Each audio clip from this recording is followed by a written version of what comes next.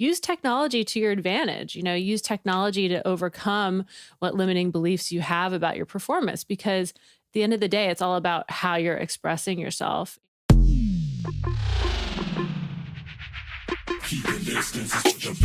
Welcome to the Mr. Bill podcast. I'm Anand Harsh, editor-in-chief of theUnz.com, and I'm Bill's croissant and croissant accessory dealer.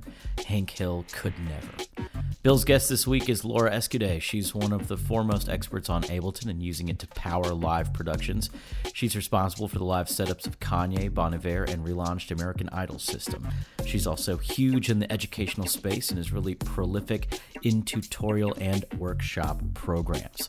Thanks to everyone who's been rating the show and reviewing it on Apple Podcasts or whichever podcatcher they use.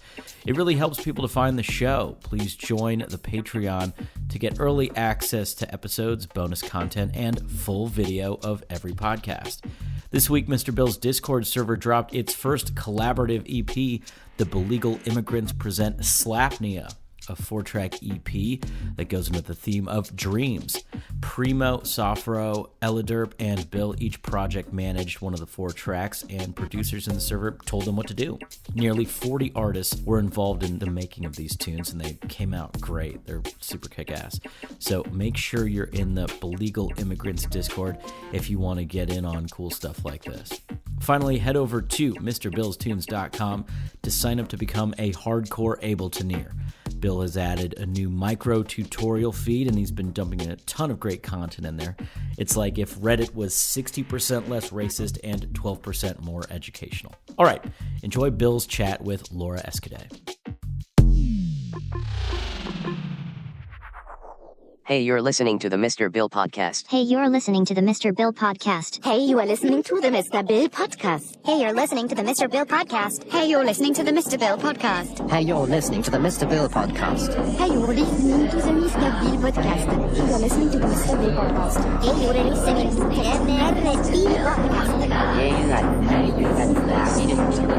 Hey, you're listening to the Mr. Bill podcast. Hey, you're listening to the Mr. Bill podcast.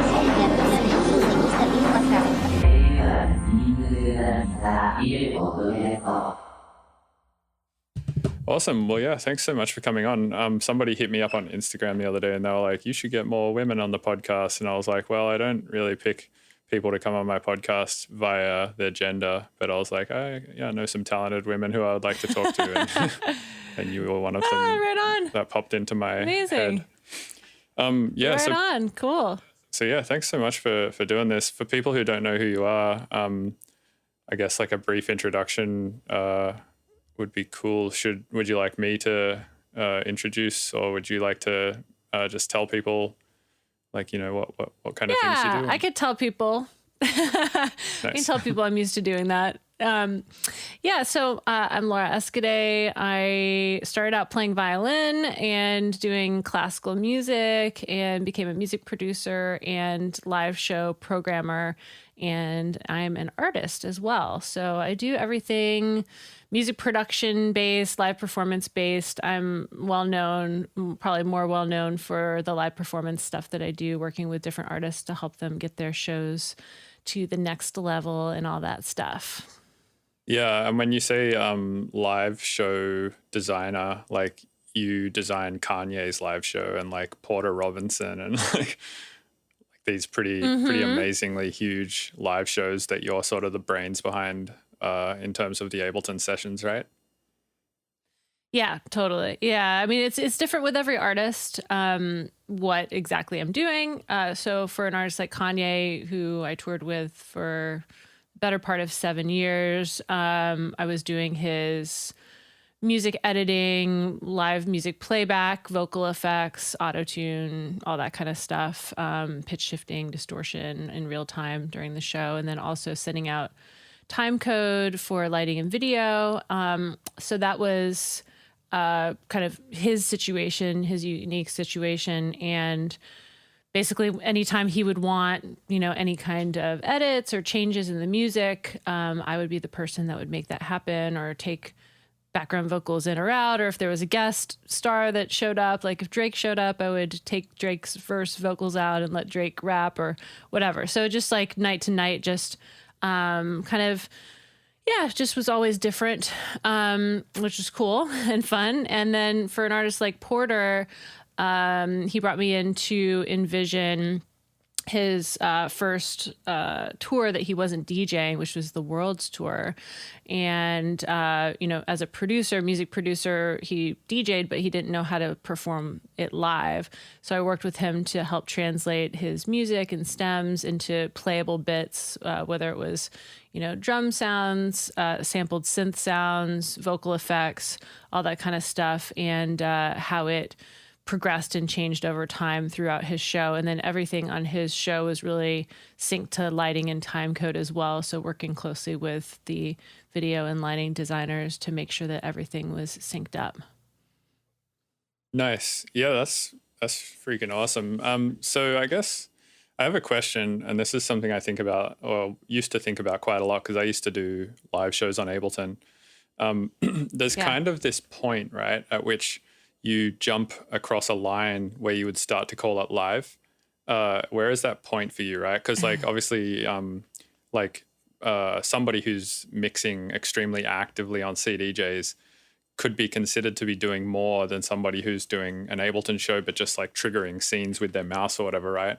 But it's not necessarily like you would call the person who's triggering scenes very sort of casually on Ableton a live show, and it's not like you wouldn't call the person who's like going ham on CDJs and scratching on one and like doing three mixes at the same time and chopping between faders, like you wouldn't call that not live, right? Like that's so right. It's kind of like where do you draw the line, or at what point does a show become live electronic music for you? Because I feel like this is sort of pretty gray area.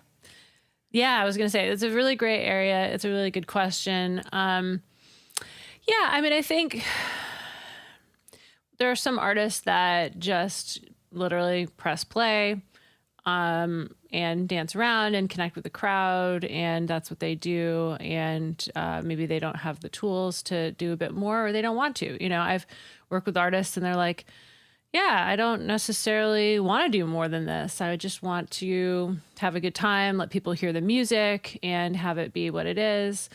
And it's different for every artist. Like, for instance, with someone like Kanye, he just doesn't care what I'm doing. He just wants it to sound right.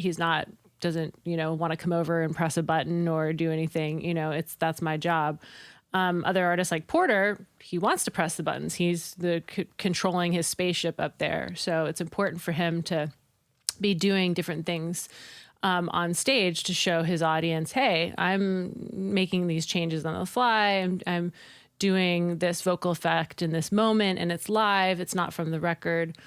I used to kind of really hate on people that were just like standing up there and pressing play and dancing around, because I was like, you're giving us a bad name because we're doing all this work. And, but now I kind of see like the art form as a performance as well. I think it's about the expression of your art and your performance. And, if you want to connect with the audience more and do less on Ableton or, whatever software program that you're using live, I think it's great. It's all about the entertainment factor. Are people getting anything out of this? I think that for people like me and in my circle, we're all super nerds, and we think, okay, like the people are going to notice when I press this one button and it's going to trigger this amazing effect or this lighting thing or whatever.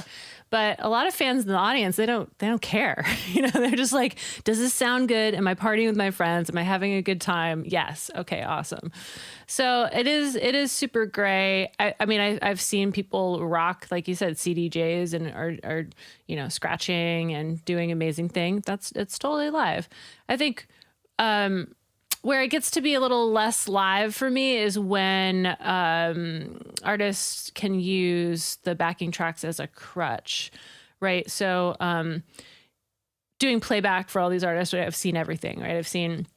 I've worked with artists where they're not singing at all. It's all pre-recorded. We've tuned it and edited it and made it sound all pretty, or made it sound not pretty, depending, because if it sounds too pretty, then it doesn't sound live. So we kind of like have to fuck it up a little bit. And it just depends on the situation. Like some artists, their voice might be out because they've been touring night after night, and they're literally just can't sustain anything anymore. They can't sing. And, I get that, right? You can't really just like cancel the show mid-tour because the artist's voice went out. Like this, there's so many moving parts. There's money, it's just like there are these big productions to be had.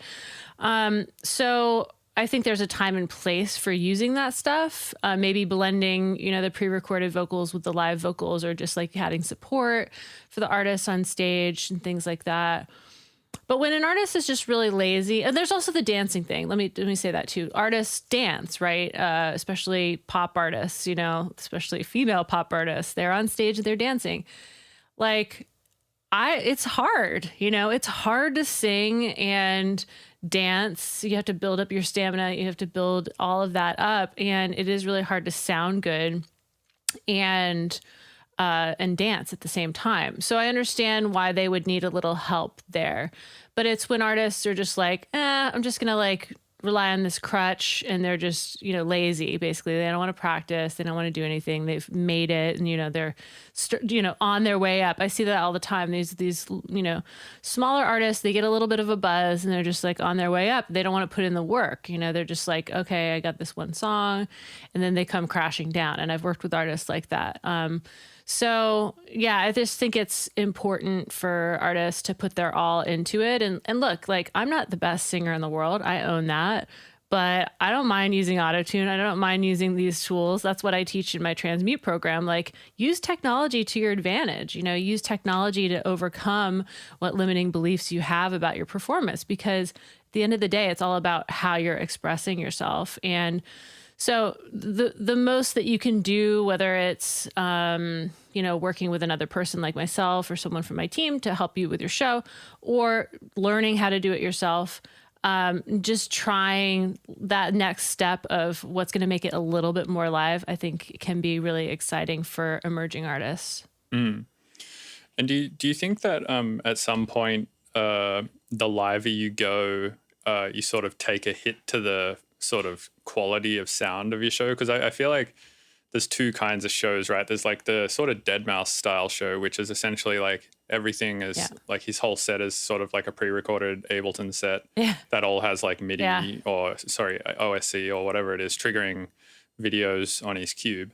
And it's essentially like you're watching a like 90-minute really sick produced movie, right? On like just a crazy sound system, a crazy big cube, shitloads of like sequenced lights and all sorts of stuff. And then he's just sort of up there like with this giant touchscreen TV, like doing some effects and stuff. And I know this for a fact because I've been in the cube and I've seen it. And and it's cool. I mean, I think it's great. Like I asked him about this and he was like, well, you don't go, at the time It had just come out, and he's like, you don't go see It like the next day and expect a different result, do you? Like, and I was like, yeah, I mean, he owns it. Like, he knows that people are coming to watch like a really incredibly like, produced movie basically. But the result of it is it's an extremely clean show. Like when you watch it, it's just like perfect. Everything's perfect. It's exactly how he produced it to be. Versus if you, say go see a jam band or something like that, it's the complete opposite. It's like everything is like, I mean, obviously they've rehearsed, but like everything is sort of winged, and there's a lot of, probably mistakes in the playing. And because, everything is like slightly off with the, like, humans can never be perfect like a computer can be. So if you have like, slight kicks that are slightly off with snares and basses and shit like that, the mix is always going to be, slightly muddy and whatnot. So, but you, like in that loss that you take in the quality of sound and the quality of the production, maybe you sort of get this increased performance attribute, and vice versa. It's like if you take away that performance attribute, like someone like Deadmau5, you get this really increased like production attribute, right? Like how good it sounds and how good it looks. So do you think about that a lot when you're putting shows together, like that sort of middle point balance, or is that not something you consider too much? Or yeah, it's interesting because, like Porter or Deadmau5, right? Their show is programmed, right? Is from start to finish, right? Because it's about the visuals and the lighting just as much as the music, if not more, I think. I think people come to those shows and expect to have this high production value, and it's like the wow factor. So it needs to sound good, but it also needs to look good. And leaving things to chance, and then, like it just kind of doesn't work. People have figured out, like for instance, Bass Nectar, back when he was kind of big and doing his thing, I worked with him, and he had like a very interesting way of being more improvisational with like Max for Live and, setting stuff out. And,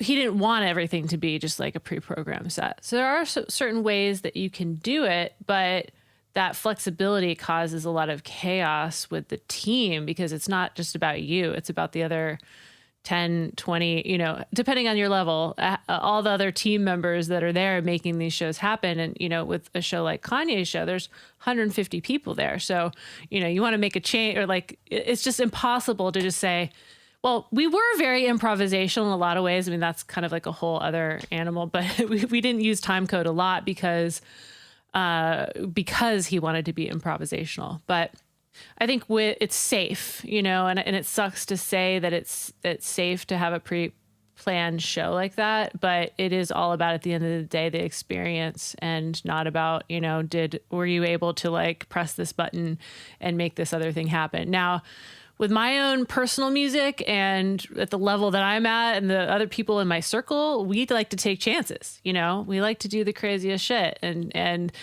like press that button and not know exactly what it's going to do, or like what visual is going to come up, or, like that's everything that I'm about and my Transmute community is about, is like pushing the boundaries of that. But in a larger show, is just, it can be, too much. It could be too much to just change something in the middle, because then 10 other people have to change their files, and it becomes chaotic, and it might be at the detriment of the show. And everyone wants to have a good show because everyone's getting paid because the shows are good.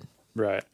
Yeah, and I mean, you kind of would be expecting a lot from the audience, I think, to understand these big technical failures if they occurred, right? Like if a big technical failure occurred because you wanted to like make the show more engaging for the artist, if everything went down, it's not like people are going to understand, like, or the average person at the show is going to understand, that happened because like the time code got sent into a feedback loop, or like some MIDI feedback loop happened because they wanted some 3 controllers up there doing some certain things or whatever. And it's like, you can't you can't explain that when that happens at a show to like 10,000 people.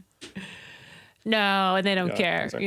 It's the difference between the party and, and then performances, like I'm super into like Nils Fromm and like Oliver Arnolds and people like that. And, you go to their show and like I'm sure in the background things are pre-programmed, but they give themselves moments. And that's kind of what I'm all about, is like the kind of striking that balance between the pre-programmed and then allowing for moments where, especially if you have a band, like, gosh, you want that band to be able to like play and jam and do something new every night. Maybe it's not jam band style, but in the, a 5-minute segment at the end of a song is just like crazy looping. I mean, that's what I'm all about, is like interjecting those moments, and everyone knows, okay, at this moment in the show, this is going to happen. We might have to go off the script. The video person might have to, pull up something else or whatever. Lighting might have to do something different. But that's what makes it fun, I think, is the safety of knowing, okay, we have this planned moment. It's improv. Everyone who's an artist feels good about the improv because artists like to improv. But then at the end of the day, it's still in that container of this beautiful set that everyone knows more or less what is going to happen. Yeah, totally. Yeah, I agree that that those moments are sort of the only way, or the best way to do it. I've tried doing live shows a few times, and it seemed to be sort of impossible to either make the whole show, because here's the thing, right? It's like a lot of the thing, like it's such a hard task to take a piece of music that's been produced electronically that you've spent like hours editing and like putting everything exactly where it should be, setting all of your like compressor release and attack times to be like exactly bespoke to the tempo and the feel of the tune and like all this kind of crazy shit.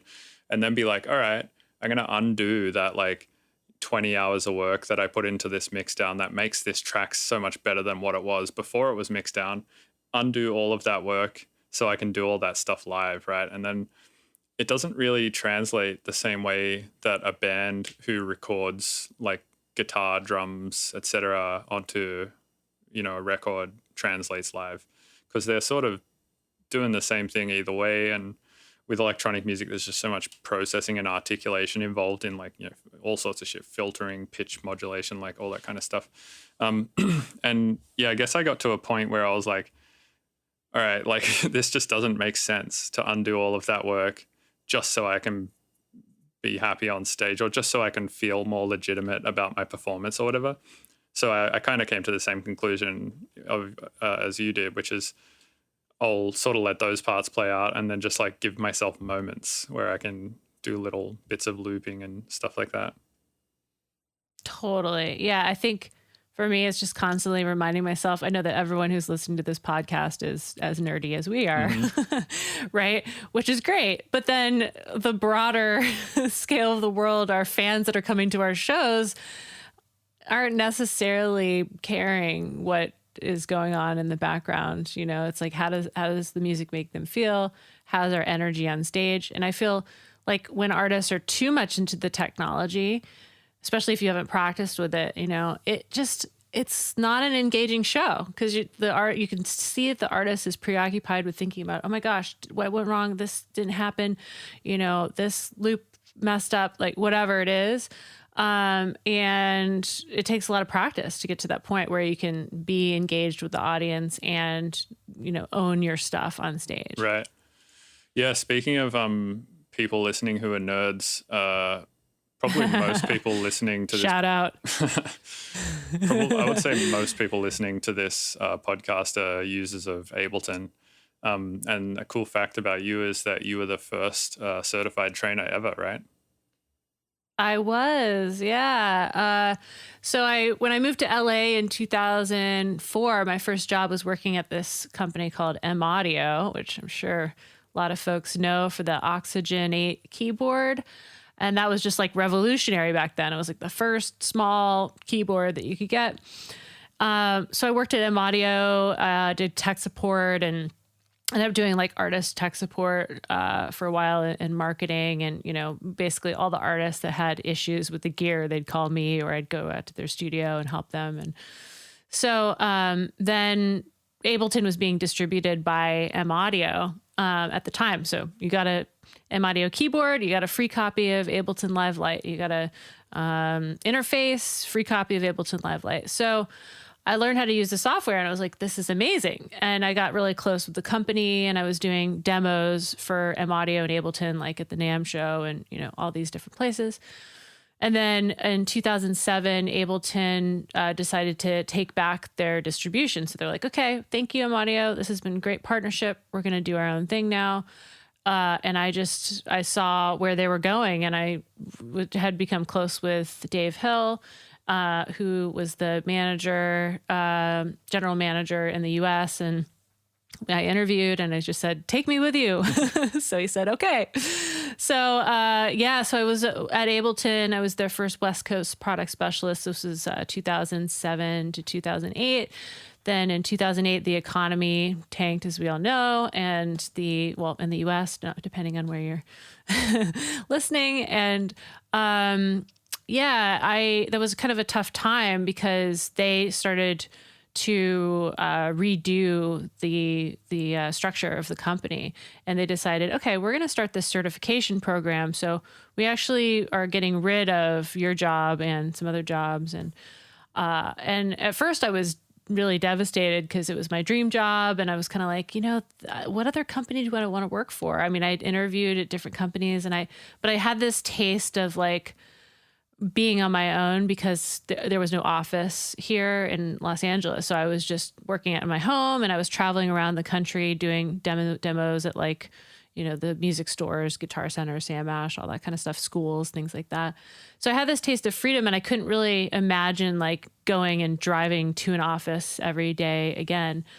So it was actually perfect when they said, well, we're going to make you the first certified trainer, because at that time I didn't know what it meant. I was kind of like, what about my health insurance? It didn't really mean anything at that time. It was kind of like, okay, cool, I'm certified, but like where's my next paycheck coming from, kind of thing. And I started my company then. I started freelancing, working with a bunch of different brands and still working with Ableton. And then eventually, like, I think that next year, I got a call from Cirque du Soleil and they were like, do you want to move to Vegas for 4 months and do the Ableton programming and playback on this show called Viva Elvis? And that was really my first kind of real, like, big opportunity to work on a show. I had kind of been, performing with different bands, and I'd done like a European tour with a, Persian electronic band called Niaz that year. And, so I'd already been kind of performing and doing stuff, but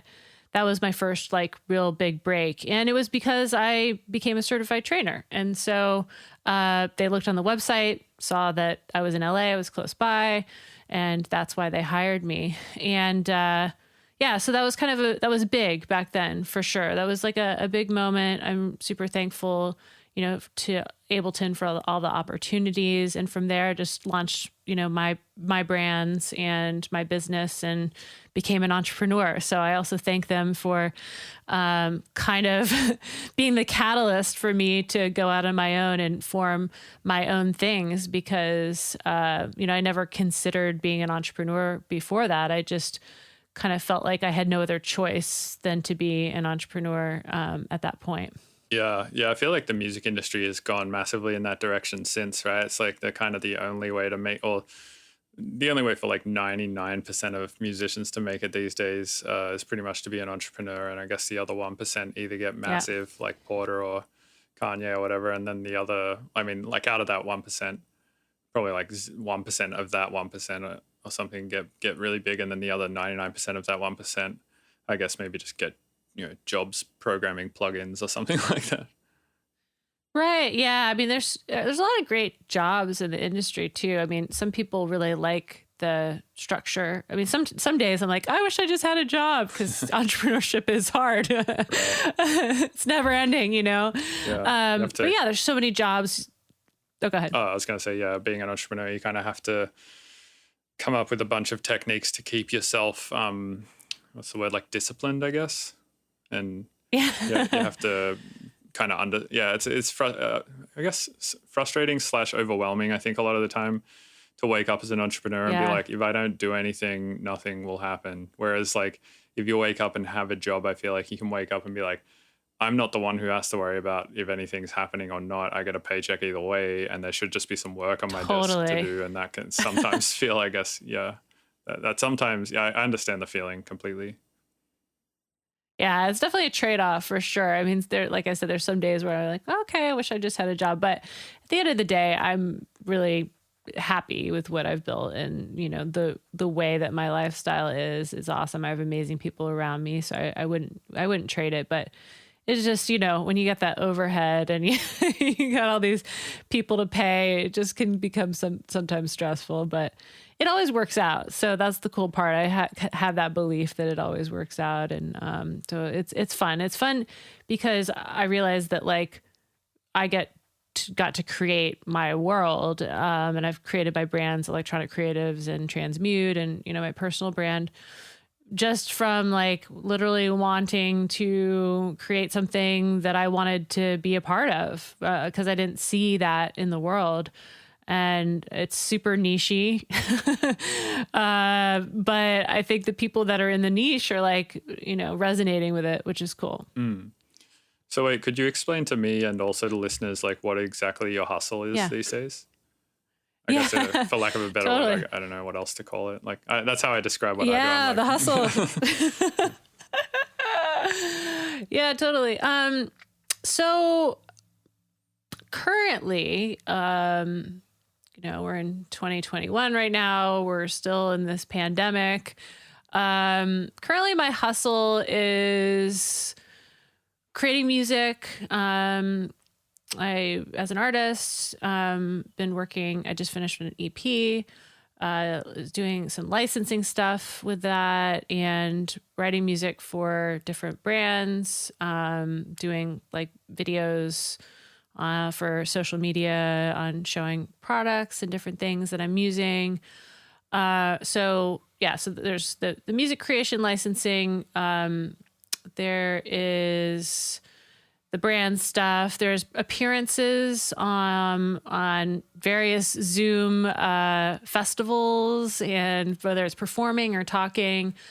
So I do a lot of appearances for either like schools or different platforms or, tech conferences, things like that. I have my Transmute Academy, which is my platform for creatives to learn how to use technology to advance their live performances. So for folks that want to learn how to use Ableton Live and all the crazy stuff. And as you know, we just had Beardy Man on a couple weeks ago, which was really cool. Yeah, and then he was on your podcast. Dude, yeah, he's amazing. His live setup is so amazing. Nuts. I think like him and Ioto, I feel like are the only two people that I know of, at least, who have really figured out like how to make their electronic music just 100% live. And when I say 100% live, I mean like they get on stage and literally anything can happen with the way that they've set stuff up. Right. More so Beardy Man, I guess, because he's generating a lot of the sounds with his mouth. But Ioto, I guess, is sort of somewhat reliant on like preloaded samples to some degree. But yeah, I mean, it's so impressive to me whenever I see a setup where somebody has like actually solved the problem of making live electronic music. I'm always like, what? You did it. That you did the thing that I could not figure out how to do. Yes. Well, I've spent all these years dissecting all these performances and, working with all these different people and distilling it into my Transmute program. So that's where all that stuff, and it's really like a place where, I just want like the nerdiest, weirdest artists like Darren, Beardy Man, to come through and share their processes, because our community is just like amazing and so open to sharing. And so I've been building that up over the past couple of years, and we've got different, free masterclasses and courses, and then the Transmute Accelerator, which is like a full year program with me and my team. And it's like the super all-in version of like, yes, I want to hang, I want to learn. And tons of content, I've been recording like 30, 40 hours of content of how to build your live performance. So, so all that's in Transmute Academy. So that's another kind of piece of the pie for me. And then pre-COVID, I was doing live performances. So like people would hire me to come do live performance at a retreat or different events or festivals or whatever. This was all under the name Alex, right? This was, previously. Yeah. So, Alex was my moniker from like 2011 to 2017. So, then I started, 2018. So I started going back again by my name in 2018. I was like, I'm a multi-passionate person. So I have all these different things going on, and compartmentalizing it all was just too hard. And also Alex was like a character that I'd created, and it was really fun to hide behind that character for a little while. But then I just was like, I just want to be myself and like be who I am. And so that felt really good. It feels really authentic to me now to just be like, okay, yeah, this is the music that I make. I also do these other things, and this is who I am. Because I kind of had this, like, I thought that people would be confused, right? And I was thinking more about what other people would think. I was like, okay, what if they're confused because I'm working with, Kanye, or I'm doing this, and then I'm also an artist and I'm making music. But then I just threw all that out. I'm like, just whatever I want to do. And I think that's been really serving me. So that's great. And I kind of so releasing. Oh, sorry, go on. Yeah. Oh, I was going to say, I kind of do the same thing. Like when I scored that movie, I just put my name under the credits as Mr. Bill. And like whenever I do presets for a plugin, I just put my name as Mr. Bill. Or like whenever I release music, it's Mr. Like I just put it all under just Mr. Bill. Like I don't. Yeah. And I've thought about switching over to just my name, which is Bill Day, but I feel like Mr. Bill works. It's fine. But yeah, I kind of, agree that when you're a multifaceted person, as you say, and somebody who likes to do a bunch of different stuff, it does get confusing to like start creating a bunch of pseudonyms, because then all of a sudden, like you said, you have to like mentally compartmentalize all of that when you're working as well. And I feel like it's kind of like a creative problem when you're like, all right, like what am I working on right now? Is this Alex, or is this or is this Laura Escudé, or is like, what is this? And it starts to become this whole like, who am I creativity type identity problem or something. Totally. I feel like when I made that decision, it had been in the back of my mind for a while, and I went to this retreat with Byron Katie, which is a whole other story, but she's like a thought work teacher. Her main prompt is it really true? So is what we're thinking really true? And so I went down like the deep rabbit hole of just like, going within myself and my mind. And when I emerged from that, I was like, okay, I'm feeling called to just like let this go. And a lot of like the mental space that I was using to like compartmentalize and worry and think about it just went away. Just like as soon as I made the decision, I was like, okay, this is the right decision for me. I don't have to think about which, how am I answering this, or from, what are people calling me, or like what interview is this under?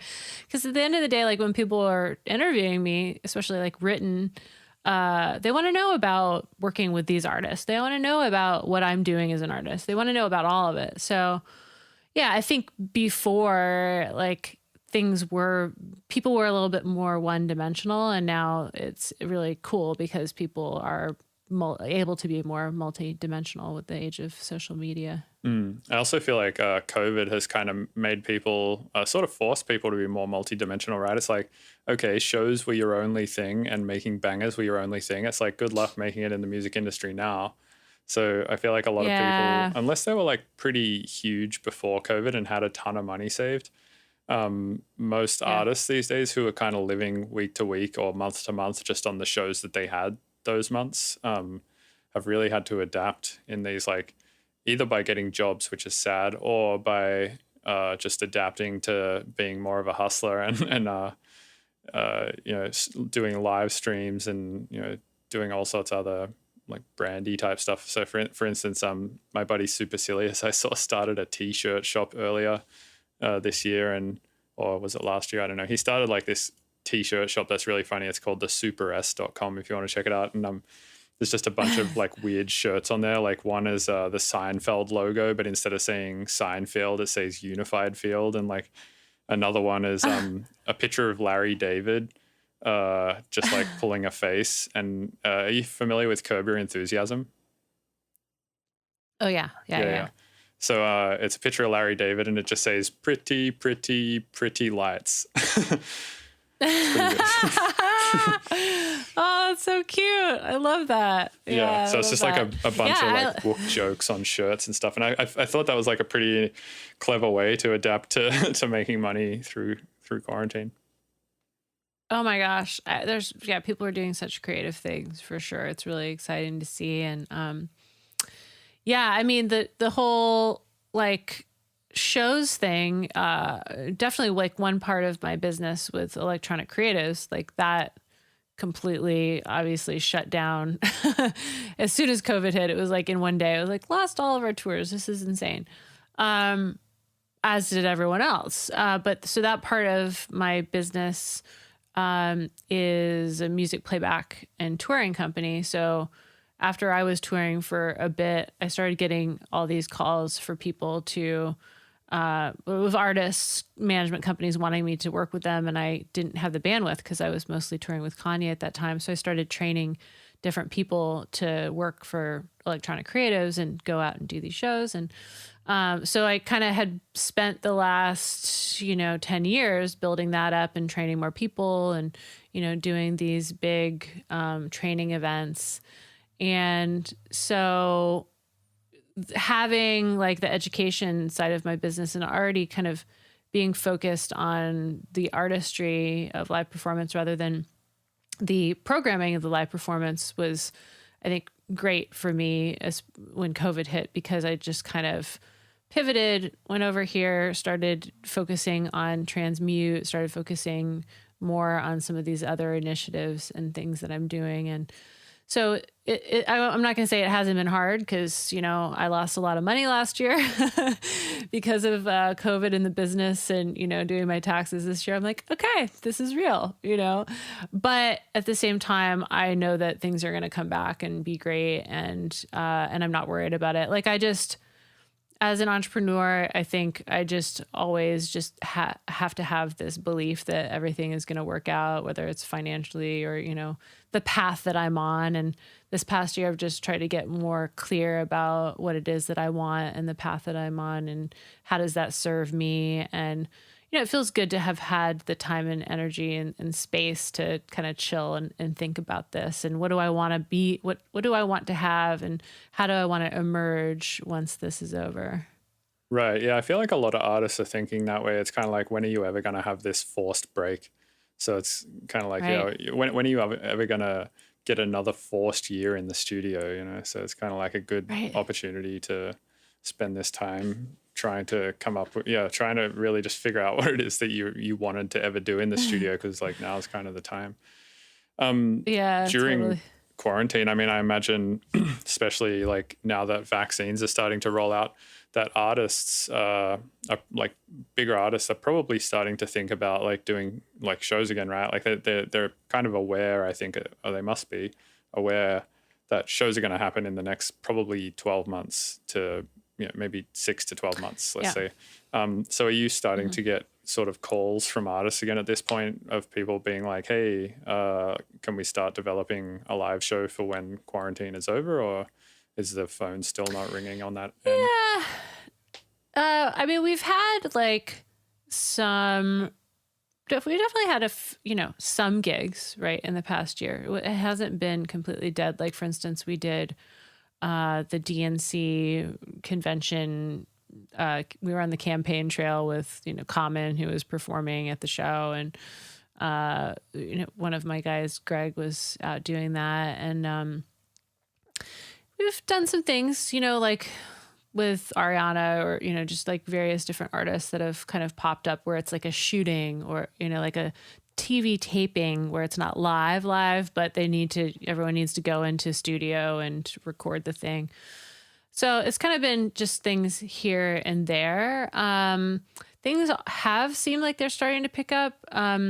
We did have a couple of tours on the books for this summer, which are now pushed. I think, right now the general consensus is I just see things popping up for a year from now, 2022. I think that's when the real touring is going to start again. But I do think, I think that New York just passed something saying that clubs can be 30% occupied or whatever. So I think things are starting to open back up in a really safe way, obviously. And I think we will see shows happening more. I just wonder, like, financially, how people are going to make it work, with not being able to operate at full capacity until it is kind of that moment. So it's interesting. I'm enjoying seeing how things are opening back up, and I look forward to seeing how it plays out, for sure. Right. And when you say you're not sure how people are going to operate financially, do you mean more so from like the promoters / venue perspective, or do you mean from the punters perspective, people actually going to the show? I think like the promoters, and then also like having the level of a show that the artists had before them. It's expensive, especially at that higher level. Right. So you So can't if have they're not getting 30%. paid as much. Yeah. Yeah, exactly. Yeah, that's the one thing I learned from doing the live show that I did is I did this like years and years ago at this point, and I had a 35 show tour or something that grossed like $34,000. So it was like slightly less than $1,000 a show. So there was like not a lot of gross to work with, and I basically blew it all on like a projector and like some big inflatable to like project onto, and then had to pay like my band, which was just a drummer, and then had to pay like visual artists to come with me, and had to hire a van and like all this shit. So I ended up like going negative like $5,000 or whatever, and then on top of that, like didn't get to sleep in hotels the whole time. So it was like pretty uncomfortable to do, and that was with clubs being able to be as full as we wanted them to be, or as full as we could get them, really. And I can't imagine like artists trying to make something work with any sort of, you know, production value on 30% full clubs.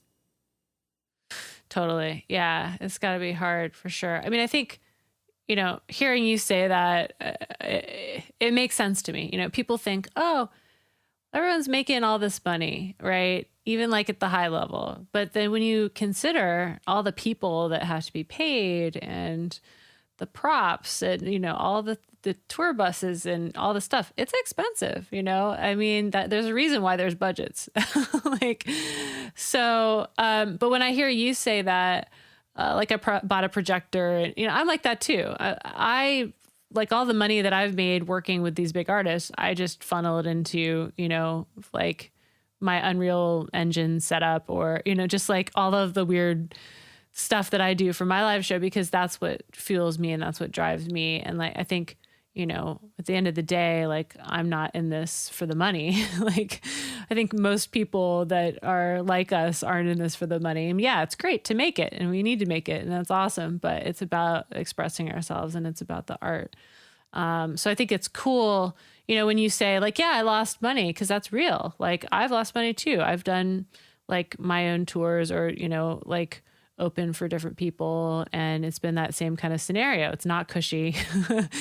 Well, I'm losing money. I've spent money just to have all of the bells and whistles that I want in the show. And, you know, it takes that. It takes that in order for you to elevate your art to a certain point. And then, yeah, hopefully at a certain point, people will resonate enough and things will start to get going where you won't have to pay for the projector, because you'll have it there when you roll up to the venue or whatever it is. It's just like, there's definitely levels. And I think, you know, it's exciting during this time because we've been having a chance to incubate on our art and what that is and how we show that to the world and how we convey that. And I just think that when things come back, there's going to be so many people like raring to go. It's going to be interesting.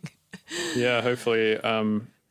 The other thing I'm concerned about is just like people, like punters going to shows. Are they going to have the money to do it as well? I mean, there's stimulus checks that are about to be sent out and stuff like that. So maybe stuff like that will help reboot the economy a bit. But I mean, there's probably a lot of people out there right now who are, you know, struggling to month just to pay rent. And a lot of people who are probably even, you know, going homeless and stuff like that, which is kind of, shitty. But yeah, hopefully I'm hoping that, the scene just bounces back. But I think it might be a little while before it gets back to where it was. But I mean, who knows, right? Like it could overnight just be like, all right, everyone's vaccinated, bam, 10,000 people shows happening again at Red Rocks. And, you know, what?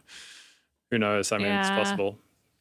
Wooks have always seemed to make it work. So totally. Yeah. I mean, miracles, they do happen. I think after the shitty year that we've had, everyone's wanting a miracle or a bunch of miracles to happen. So, but you know, if you're listening to this and you have been struggling financially with your work, just keep going. I mean, try to like find whatever you need to pay your bills, but don't lose sight of what it is that you really are dreaming of, because it's definitely possible if you just hold that belief. Because I kind of feel like in the past I wasn't as positive, right? Or I just didn't believe in myself enough to do what I wanted to do, and just like slowly changing those beliefs have helped me. And so it's been rough for everyone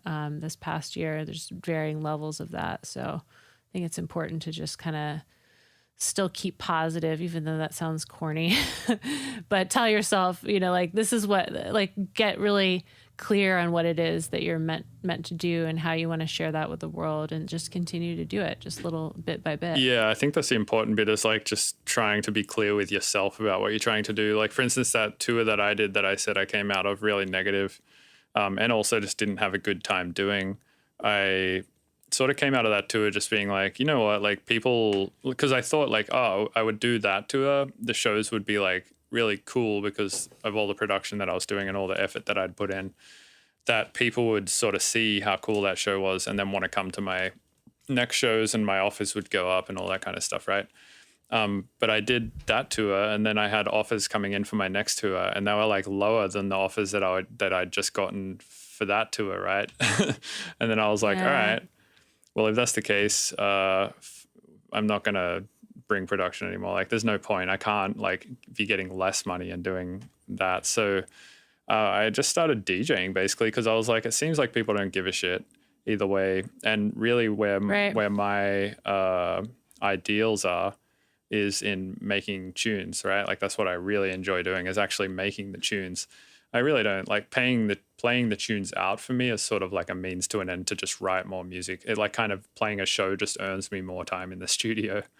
So I kind of started to look at it that way. And that's when I was like, you know what, I'm just going to DJ until I like at least get to a point where I feel like I can comfortably make some sort of live situation work on a budget and not be totally uncomfortable and also not walk away from it with less money than I started with.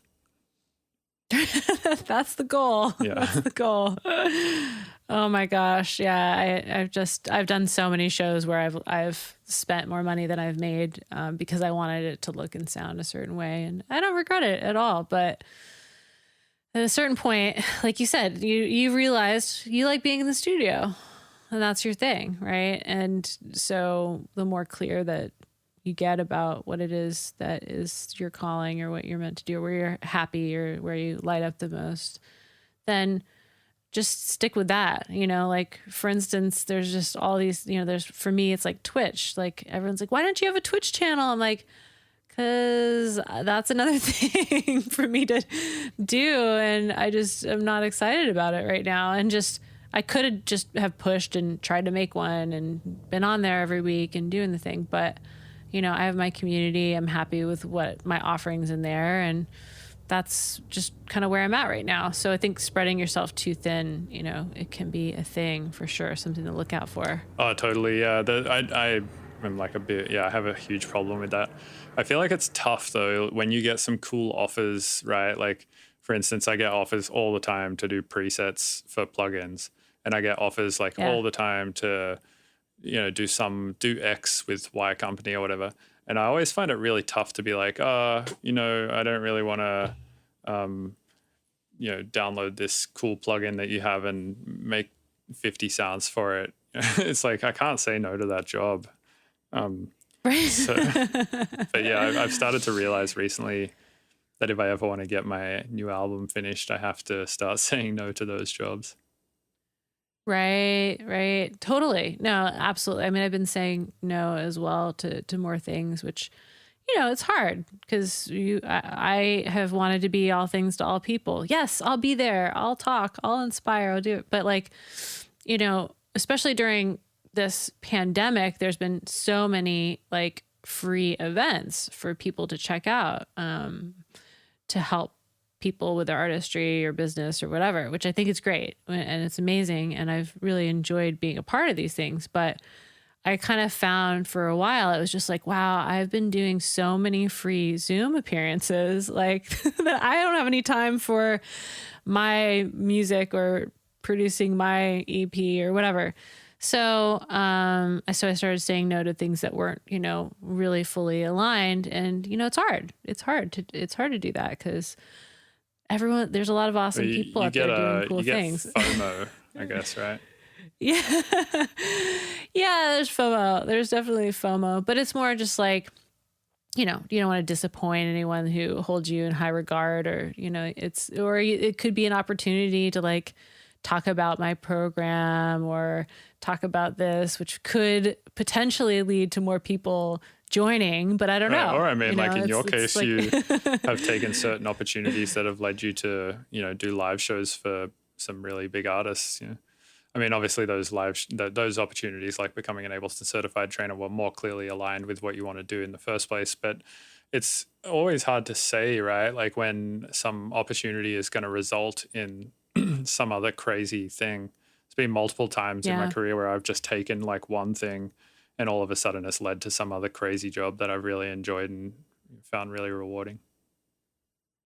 Absolutely. I mean, people always ask me like, should I become certified? And, how do I get to where you're at? And like it's not linear, there's no linear path where you're like, okay, do this, then you do this. Like when I first started getting into music technology, I had no idea what I was doing, as all of us do in the beginning. And I had no idea that I would end up doing what I'm doing now. And it's literally been just putting one foot in front of the other in these different opportunities with people who are like, hey, do you want to like do this gig or do this show? And saying yes, and then hoping that I don't fall flat on my face. So Yeah. I've been eyeing this controller off on your board all call. Is that a Harken audio fingerboard? No, the Harken audio one. Yeah. The Continuum. Yes, the Continuum Mini. Yeah. Those things are sick. Yeah. I've played with one once. It's so sick. It was Spoonbill's one, I think, is the one I play with. Nice. How does it work? Because I played with it one evening for like 10 minutes, and from what I understand, it's like some big, I don't know, like touchpad that probably works via some sort of magnet. I don't know. It's like a multi-touchpad, right? Like you can put multiple fingers on it, and there's just a bunch of presets in there, like sounds and samples and stuff that are preloaded into it. Is that correct, or is it a? Yeah, so it's a synth. Okay. Yeah, it's a synth and a controller, and it's MPE, which is really, really great. So the sounds are amazing, like just incredible.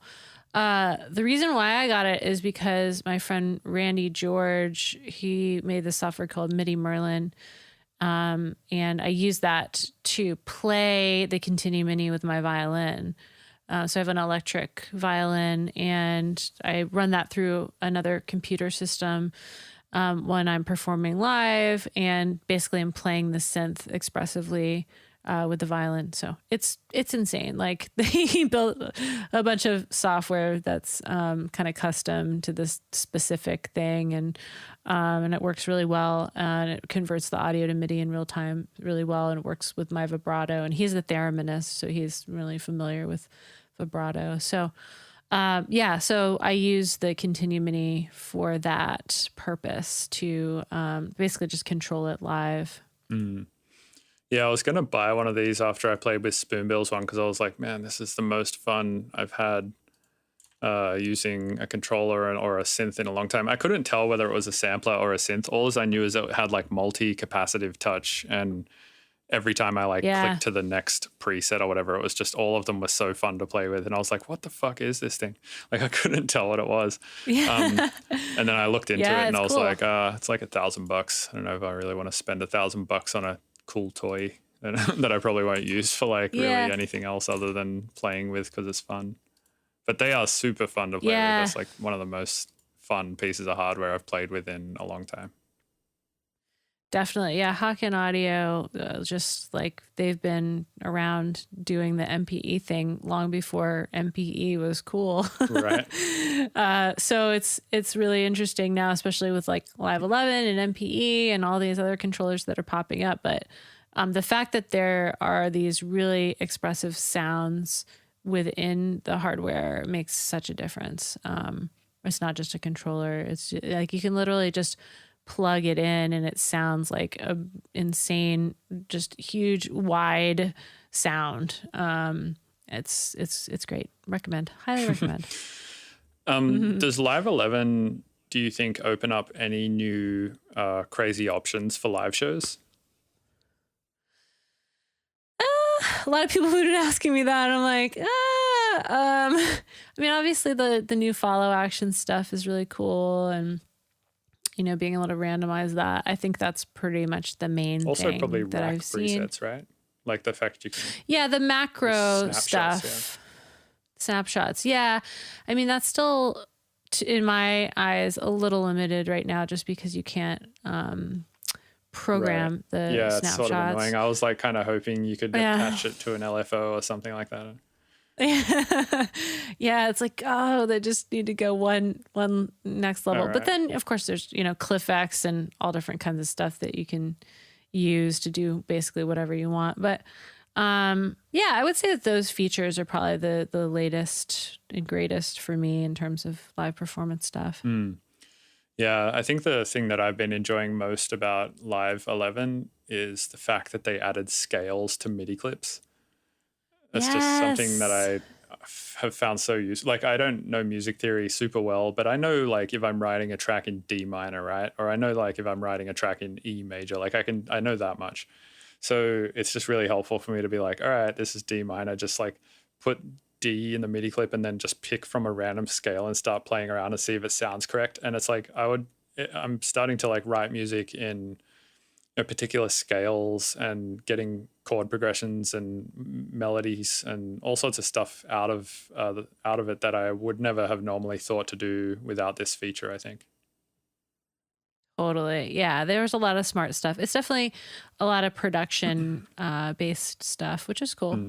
I think in the beginning it was like Ableton Live. It was more of a live performance tool, and now it's definitely become, both. You could use it for both, but they've been really focused on the production features. Now it's Ableton Live.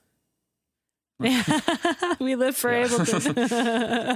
Yeah. Do you have a new favorite device in Ableton? Probably the reverb. Hybrid reverb. Yeah. Yeah, just being able to like load your own samples in there, I think is really cool. And yeah, I think that, I mean, obviously just like all the MP stuff is, insane to be able to use after all these years. So any MPE device in Ableton is awesome now.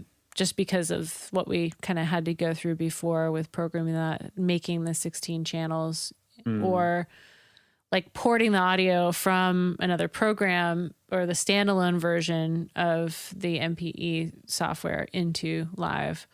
So now that it's all just like natively in there, it's just like, yay. Right. Yeah, I haven't messed around with MPE quite enough, but it does open up some cool options to be able to like pitch bend multiple notes in a chord. It's like you can pitch bend them all to blend into some whole new chord and stuff. And I really want to mess around with that more for sure. I think my favorite device in Ableton 11 is Spectral Resonator on granular mode. That like you get all these really nice additive sounding spectral harmonics out of it. It's really cool. Yeah. Yeah.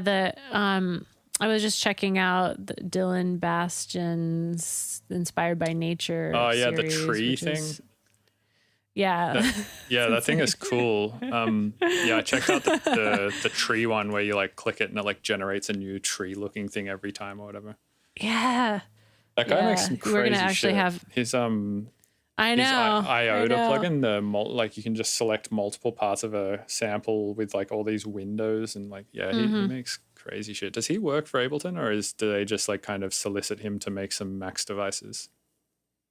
I don't think he works for Ableton No, he doesn't. But he does live in Berlin now. But yeah, I think he just works closely with the company. And we're actually going to have him in my Transmute program as a guest in a couple of months. So I'm really excited about that. Oh, that's awesome. The weirder, the better. Right. So Electronic Creatives is your company that does like all the live show stuff for artists, and Transmute is kind of like your equivalent of, I guess, what my Hardcore Ableton is thing would be, except you do like a call every week or every month or something like that. There's different levels. Yeah. Right. How do people get involved with that? Because that sounds super interesting with some of the guests that you have.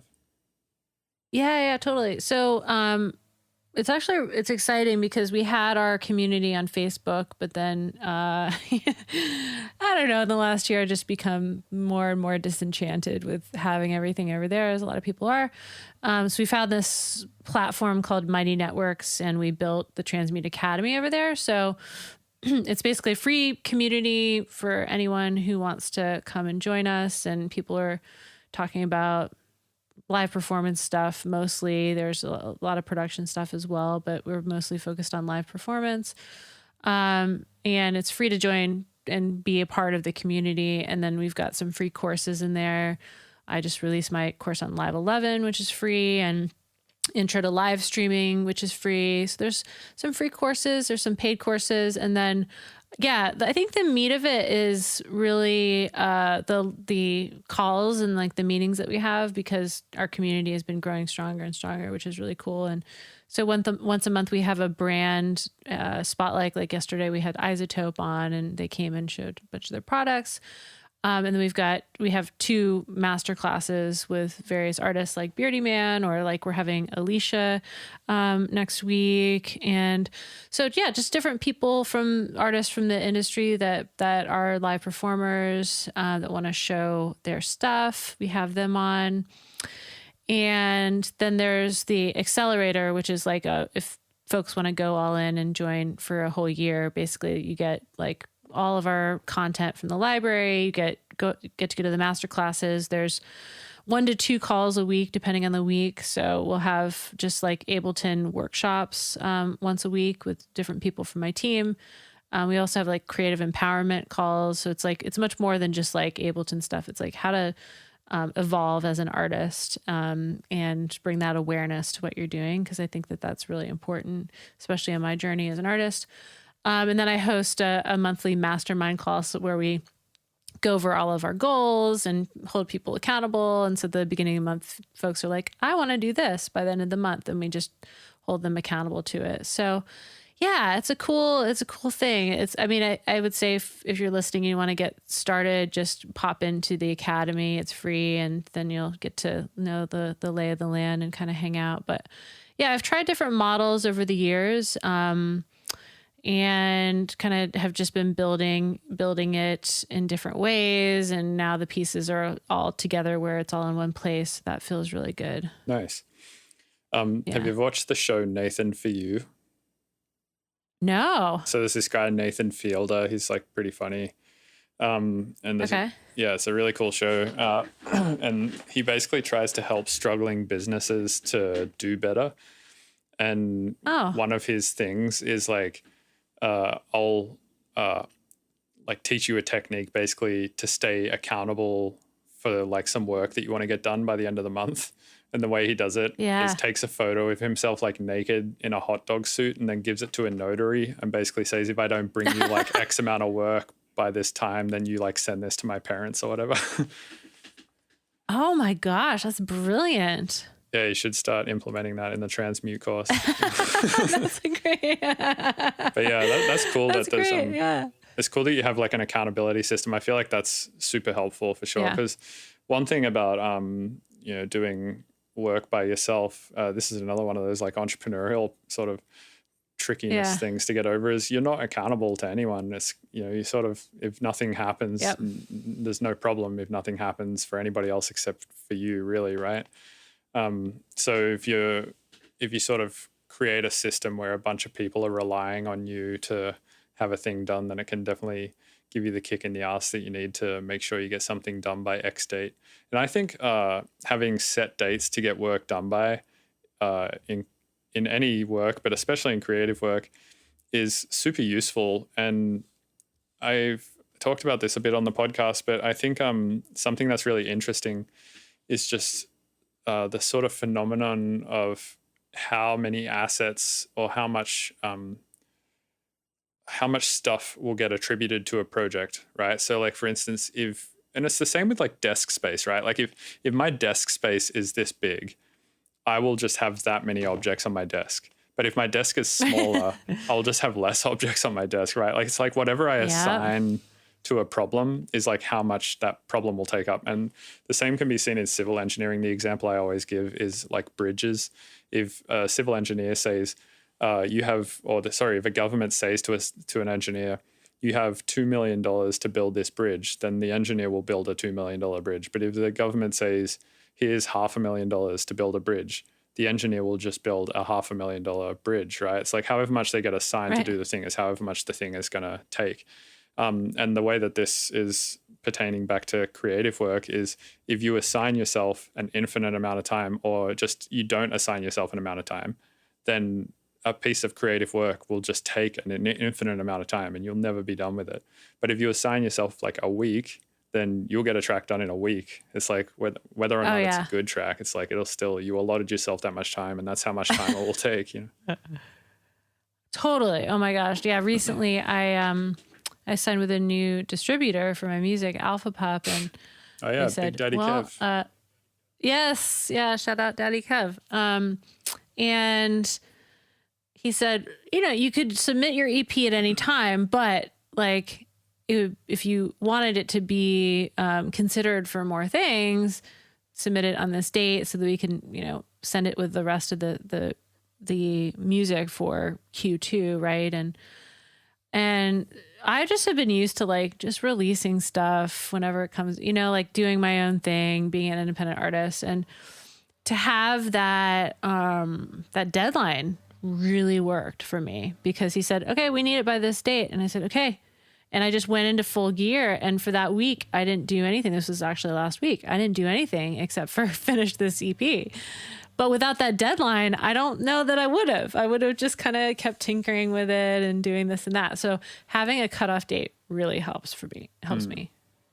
Well, the problem with creative work is it's like the goalposts keep moving, right? Like your ideals of what is the good in music always changes. So like today I might think, oh, this amount of lofts is good and this amount of high frequencies is good, and this specific sound from Zebra and this specific drum sound from this pack is good.